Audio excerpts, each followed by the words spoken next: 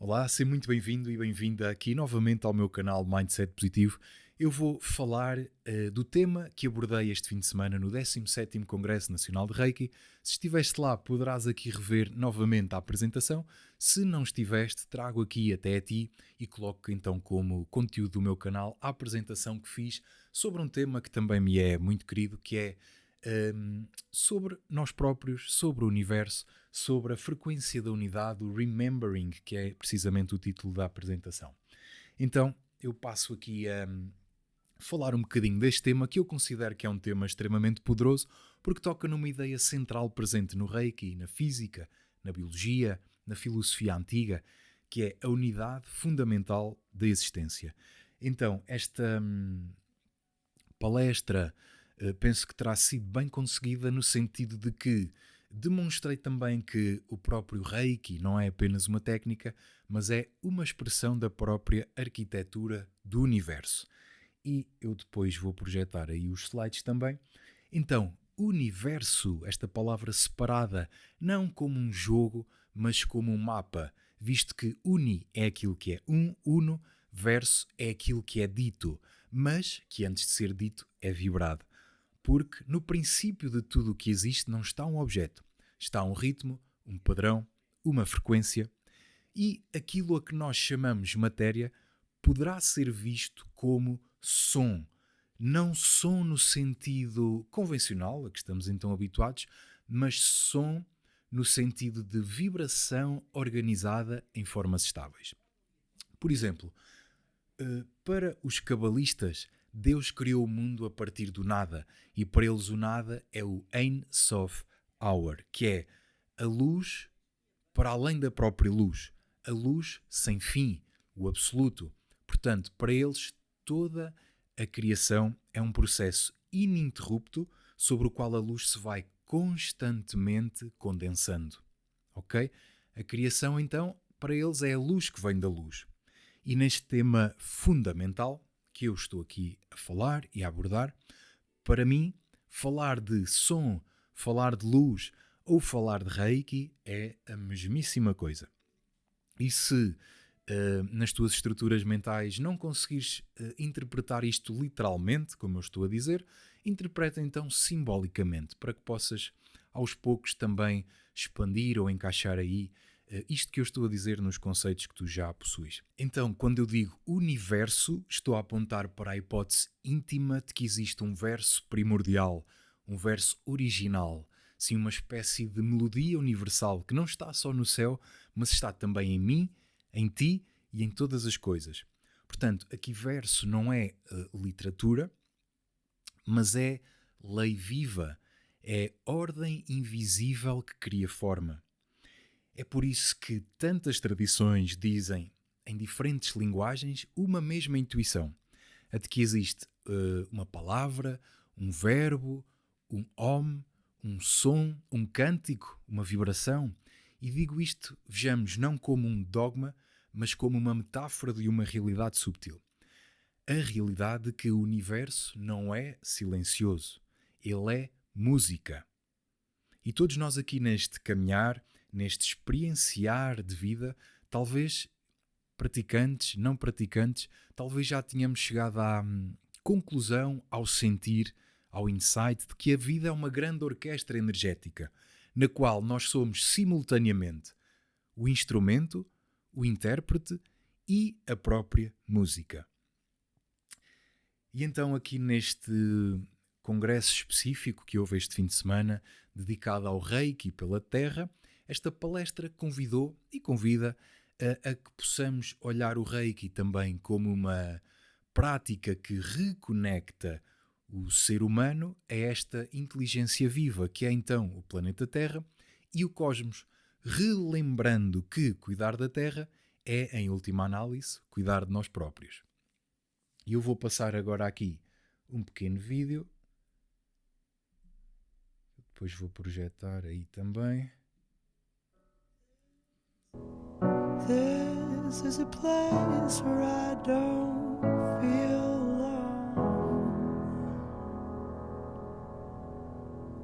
This is a place where I feel at home.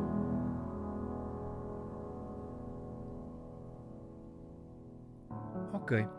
Este estímulo visual para começar então a introduzir que o ser humano não é uma entidade separada da Terra nem do Universo.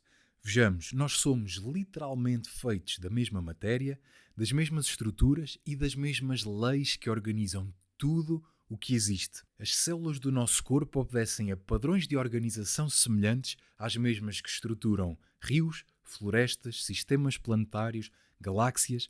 O ar que entra agora mesmo nos nossos pulmões já esteve em árvores, em oceanos. A água que percorre o nosso corpo já esteve em rios. E as células e os átomos que constituem o nosso corpo carregam histórias que nem sequer começaram em nós. Portanto, nós não somos, aliás, nós não existimos de forma isolada. Nós intersomos. Nós não somos apenas um indivíduo. Somos a própria vida a manifestar-se aqui e agora, neste corpo, neste instante. E quando realmente esta compreensão vai ganhando vida dentro de nós, algo realmente começa a mudar no nosso sentido e na nossa visão. Nós começamos a deixar de nos sentir separados. A separação perde o sentido. A comparação também perde o sentido. E nós começamos a cuidar muito mais naturalmente do próprio planeta, do outro e de nós mesmos. Vejamos, é verdade sim que nesta dimensão, nesta psicosfera, nesta realidade, tudo é realmente muito diferente a olho nu. Mas tudo obedece ao mesmo código invisível. E por detrás de toda esta ilusão de diversidade está uma mesma linguagem que conecta a nossa própria biologia à própria engenharia das galáxias. Ainda há tempos, numa entrevista aqui no canal, a Neil Donald Walsh, ao autor de Conversas com Deus, eu perguntava-lhe, não sei se vocês já viram a entrevista, poderão consultar nas playlists do podcast, e eu perguntava ao Neil, então olha lá, Neil, quer dizer, eu sei que no fundo todos queremos é estar bem, estar em paz, livres de sofrimento, como é que é possível continuar a haver tanta guerra, tanto caos, tanta disrupção, tanta destruição? Ao qual ele respondeu de uma forma muito simples e muito melhor do que eu alguma vez conseguiria explicar. Então, aqui vai. It happens in my observation, Pedro, because the largest number of people on the planet, most of humanity believes in separation. Separation. We believe that we are Separação. not just individuals. I mean, my fingers are individual, but we believe that we're also separate. See, my fingers are individual, but they're not separate from the body. They're simply individual expressions of the same body. But we think that people are separate, not just individual, but separated from each other. And we think that because we're separate from each other, we each must serve our own individual, separate agenda. And when my agenda is opposed or something other than your agenda, then I see us not only as separate, but I begin to see us as obstacles to each other's will and maybe even enemies. So what would change everything on the planet overnight is if we embraced the very first message in Conversations with God. In the first 5 pages of the first chapter of the first book, I'm told, yep, there it is, book 1. The first 5 pages, it says, Neil, we are all one. All things are one thing. There is only one thing, and all things are part of the one thing there is. If humanity were to actually adopt and embrace that truth, everything on earth would change for the better overnight. Overnight. Cá está. We are all one. Parece clichê, não é? E a propósito então desta temática e a propósito deste exemplo de Neil, eu lembrei-me desta floresta. Esta é uma floresta, não sei se reconheces a imagem, Nos Estados Unidos, no estado de Utah, esta floresta é a Floresta Pandu. São cerca de 47 hectares com mais ou menos 47 mil troncos, 47 mil árvores. E esta floresta tem uma grande particularidade, e é por isso que ela também é muito investigada pelos cientistas. Esta floresta é um só organismo vivo. São 47 mil árvores com uma mesma raiz. Então, cada uma destas árvores, cada uma destas manifestações, sabe que está ligada ao todo. Tal como no exemplo de Neil Donald Walsh, em que ele diz precisamente, obviamente que sim, todos nós temos as nossas singularidades, as nossas características físicas, mentais, emocionais, mas nós somos todos manifestações, expressões de uma mesma raiz, de uma mesma fonte. E é incrível porque nós, quando nascemos, nós sabemos isto. Quando nascemos, funcionamos em padrões de onda cerebral θ, que é um padrão de pertença. Nós, até à fase sensivelmente pré-verbal, 12, 18 meses, nós sabemos que estamos ligados, que pertencemos ao todo. Mas depois vem todo aquele fusível adaptativo da construção do ego, a construção do eixo ego, self, como explica tão bem Carl Jung. E vem a vida, vem o neurodesenvolvimento, vem a sociedade, vem a civilização e rouba-nos a ligação ao todo. Assim, em tom provocatório, vem a civilização e rouba-nos a ligação ao todo. E eu já em jovem adulto, em adolescente ou adulto, para suportar o que me foi ensinado e comprovado de que eu não estou ligado ao todo, eu próprio vou desenvolver mecanismos dissociativos de mim próprio. E depois vêm os problemas de saúde do foro mental, vêm os maus relacionamentos com os outros, comigo, vem o sofrimento. Enfim, porque eu, quando estou em essência, eu sei que estou ligado ao todo. E é muito curioso como tantas disciplinas como a própria psicanálise, a psicologia analítica, como eu acabei de dizer, todas as ciências, seja a neurociência, a física quântica, a própria espiritualidade, o próprio hermetismo, as tradições espirituais, as religiões, a teologia, a teosofia, o próprio cristianismo, o budismo, o zoroatrismo, o hinduísmo, o taoísmo, o confucionismo, o pitagorismo, o xamanismo, enfim, por aí fora. Todos, digamos, todas estas tradições, todas estas disciplinas, todas estas ciências, chama-lhe o que melhor entenderem, todas elas têm um fio condutor que passa por dentro de todas as pérolas do colar. E talvez não haja assim, e talvez seja isso que elas também nos ensinam, que talvez não haja assim tantos caminhos, talvez haja assim diferentes formas de caminhar para chegar a um mesmo lugar. Ok? E então sim, é por isso que, sem dúvida, que então estamos ligados ao todo. Então, se estamos ligados ao todo, estamos também ligados, obviamente, ao Sistema Solar e ao planeta Terra. Mas isto ninguém nos ensina, ninguém nos fala disto. Então, por exemplo, o Sol, que tem os ventos solares que fazem um mecanismo de coupling constante do seu campo magnético do Sol com o campo magnético da Terra, e o campo magnético da Terra vai influenciar tudo isto aqui, e em especial isto aqui, o nosso sistema nervoso central. Está até comprovado que as alterações e as modificações do campo magnético da Terra contribuíram para a própria evolução do nosso sistema nervoso central.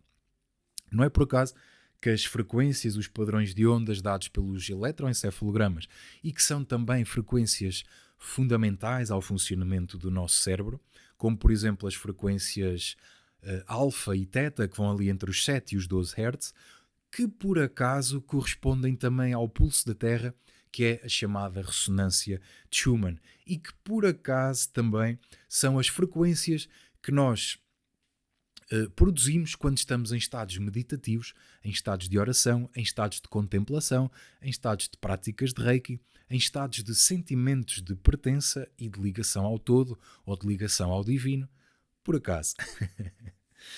E então, avançando um pouquinho mais, e aqui está uma criança nitidamente feliz nessa foto. Muito se fala também da coerência cardíaca, que é possível de mensurar através da variabilidade de frequência cardíaca.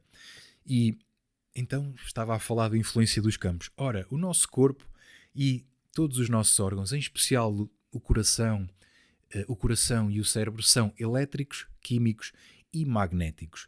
Logo, obviamente que nós vamos estar sempre a ser influenciados por todo este campo e, felizmente, já temos instrumentos muito objetivos para medir isto muito especificamente com documentação científica, os magnetómetros ultrassensíveis que medem o biomagnetismo, o biocampo, como por exemplo os sensores SQUID, os Superconductive Quantum Interference Devices, que medem também o campo do coração. Isto para dizer o quê? Que sim, é possível já mensurar os efeitos que são produzidos em meditações de cura, em meditações de coerência cardíaca.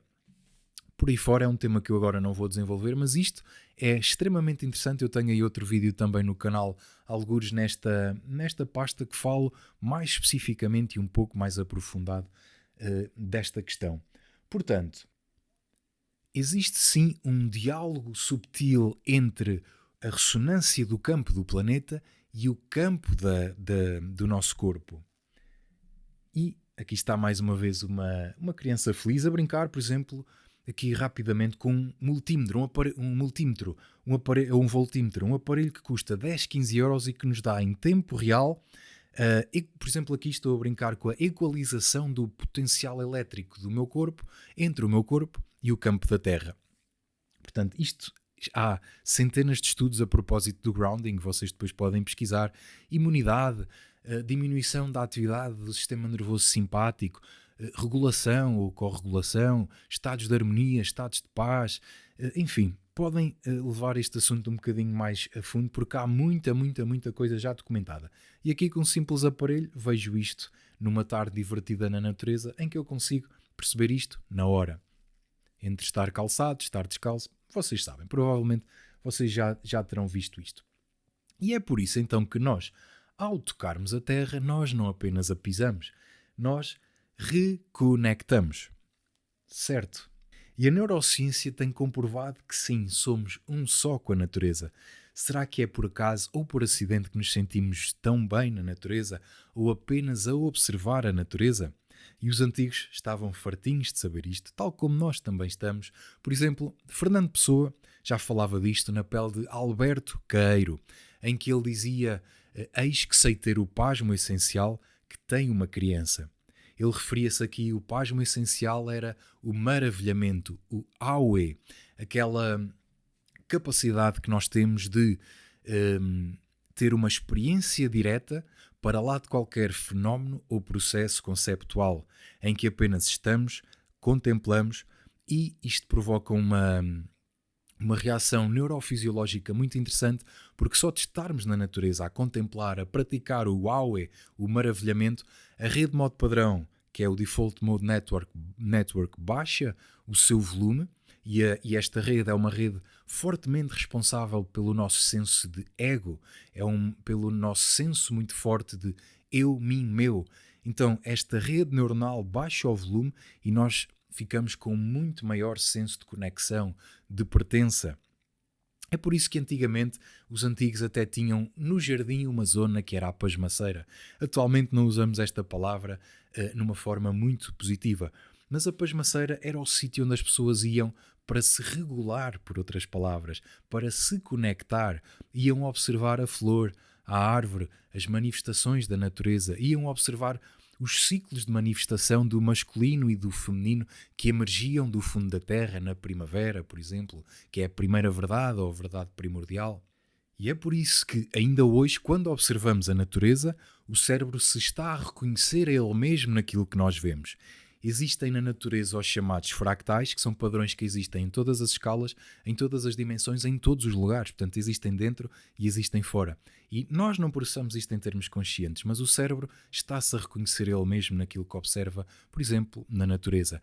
E então, quando estamos a observar uma flor, uma nuvem, uma montanha, uma floresta, nós não estamos apenas a olhar para a natureza, nós estamos a olhar para nós próprios. E então andamos e procuramos a equação do todo, procuramos a equação do tudo, e eis que se chega à partícula de Deus, que são os bósons de Higgs, uma descoberta importantíssima que foi feita em 2012 no CERN em Genebra. E esta descoberta, esta partícula, comprova-nos que existe um campo invisível espalhado por todo o universo. E estes bósons de Higgs funcionam como uma espécie de gel invisível que sustentam apoiam a matéria. E só assim conseguimos ter isto aqui como temos. Sem este campo, isso não seria possível. E foi comprovado que estes bósons de Higgs são os responsáveis pela formação de massa de partículas fundamentais, tais como os quarks ou como os eletrões. E então, eu quando estava a estudar isto há uns anos atrás, eu pensei, ok, campo invisível que sustentou tudo, então será que o campo de Higgs é o que nós chamamos de Reiki? Ou de unidade fundamental da existência? Ou de código-fonte da natureza? Eis que, umas páginas mais à frente, eu percebi que não, porque o campo de Higgs não é responsável pela formação de toda a matéria do universo. Mas esta descoberta comprova-nos literalmente algo muito, muito importante. O facto de sabermos então, comprovadamente, que o vazio não é vazio. Há campos invisíveis que estruturam a realidade. O invisível tem efeitos reais. Então, o que significa viver num universo em que o invisível sustenta literalmente o visível? E então como é que nós, como pessoas, seres humanos, como praticantes de Reiki ou não, como é que nós nos relacionamos com esse campo invisível? E no Reiki também trabalhamos muito essa dimensão através do quê? Da presença, da escuta, do amor, da corregulação, da harmonização. Então, a partir do momento que eu sei que o invisível é claramente e literalmente real, as questões começarão a ser mais como então como é que eu me relaciono com esta realidade? E nesta realidade, então, como é que eu me tenho autocriado? Será que eu me tenho autocriado na perspectiva do meu potencial mais elevado? Será que eu me tenho autocriado na minha perspectiva mais condicionada e limitada, na maneira como me vejo a mim mesmo e como me autocrio? Então, será que eu me vejo como eu realmente sou, como as coisas realmente são? Será que eu vejo a realidade como ela é? E uma coisa eu tenho a certezinha absoluta, algo que realmente o caminho também me tem ensinado, que é a realidade ama-te. E aqui não será preciso dizer muito mais. E depois temos a proposta da separação, que é aquilo que nos confunde, também como falava Neil, como nós podemos observar no nosso cotidiano. E então aqui na proposta de que, como eu dizia atrás, nós somos realmente o instrumento, o intérprete e a própria música. E às vezes andamos aqui neste dia-a-dia completamente desafinados. Há ruído, há pressa, há medo, há fragmentação. Outras vezes sou eu que não consigo ouvir a própria música, outras vezes sou eu que estou desafinado. Mas a proposta é que a música está lá sempre. A música não cessa. A música apenas é. Mas nós é que, de certa maneira, nos esquecemos dela, deixamos de a ouvir. Então, o caminho espiritual não será ter que inventar uma nova música ou uma nova melodia. A proposta é precisamente que pratiquemos o remembering. E é isso que eu vou explicar já de seguida, através de um mito muito antigo, o mito de Ísis e Osíris, que é uma bonita história de amor. Era uma vez Osíris, o rei da fertilidade, da ordem, o responsável pela vida que floresce em todo o planeta. E havia um irmão, Sete, mas Sete aqui não é o personagem, não é apenas um personagem, é a força da inveja, do caos, da separação. É a força que entra quando a consciência se esquece dela mesma. E Sete prepara um grande banquete em honra de Osíris. Mas, avançando na história, esse banquete era na verdade uma grande armadilha para capturar o irmão Osíris. E Sete consegue colocar Osíris dentro de uma arca e lançá-lo ao rio Nilo. Eis que surge Ísis, a amada de Osíris. E Ísis é a força que tudo cura. É a presença que não abandona. É o amor inteligente. Então Ísis parte na busca do seu amado e consegue capturá-lo do rio Nilo. Mas Sete descobre o que Ísis acabou de fazer e vai fazer então desta vez algo ainda mais cruel. Ele consegue capturar Osíris novamente e vai despedaçá-lo em 14 pedaços e espalhá-lo por todo o planeta Terra. E quantos de nós, na verdade, fazendo aqui um parênteses na história, não estamos como estava Osíris nesta fase da sua vida, completamente fragmentados, despedaçados, partidos, esquecidos de nós mesmas ou esquecidos de nós mesmos? Quantos não pisam o planeta atualmente neste estado completamente fragmentado, como estava aqui Osíris? Mas eis que surge Ísis novamente. E Ísis vai nos ensinar o ato sagrado. Ela vai partir numa viagem e vai recolher parte por parte todas as partes do corpo de Osíris e vai trazê-lo à unidade, vai conseguir juntá-lo, trazê-lo à unidade. E este gesto chama-se então o remembering, que é o remembrar, o remembramento de todas as partes, fragmentos que estavam realmente separadas. Então, Osíris vai renascer não como o antigo Osíris, mas como uma nova consciência unificada, em essência. E não é por acaso que a palavra remembering em inglês quer dizer recordar ou relembrar. Osíris vai relembrar, recordar-se de quem ele verdadeiramente é, de quem é ele em essência. E se eu tivesse que vos perguntar, nesta história, destes 3 personagens que eu mencionei, Osíris, Ísis e Set, quem é que poderia aqui facilmente incorporar o Reiki? Quem é que vocês escolhiam? E na palestra toda a gente acertou.